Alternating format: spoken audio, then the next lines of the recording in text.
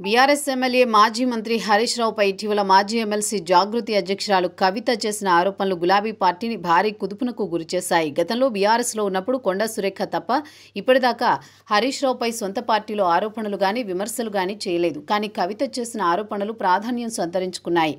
ప్రస్తుతం లండన్లో ఉన్న బీఆర్ఎస్ సీనియర్ తన్నీరు హరీష్ రావు అక్కడ పార్టీ అనుబంధ సంఘం నిర్వహించిన సమావేశంలో మాట్లాడారు. ఆయన చేసిన వ్యాఖ్యలు ఇప్పుడు రాజకీయ చర్చలకు కేంద్ర బిందువుగా మారాయి.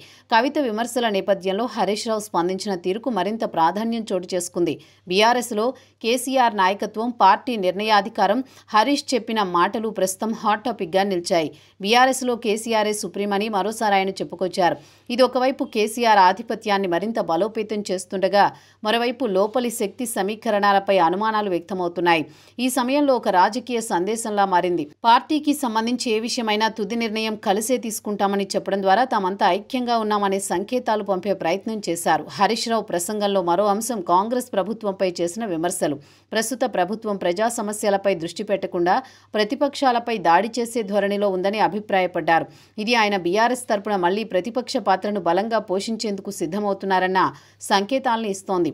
హరీష్ రావును అక్కడి మీడియా కవిత ఆరోపణలపై ప్రశ్నించింది. కానీ ఆయన సమాధానం ఇవ్వకుండా ఇండియాకు తిరిగి వచ్చిన తర్వాత మాట్లాడతానని చెప్పారు.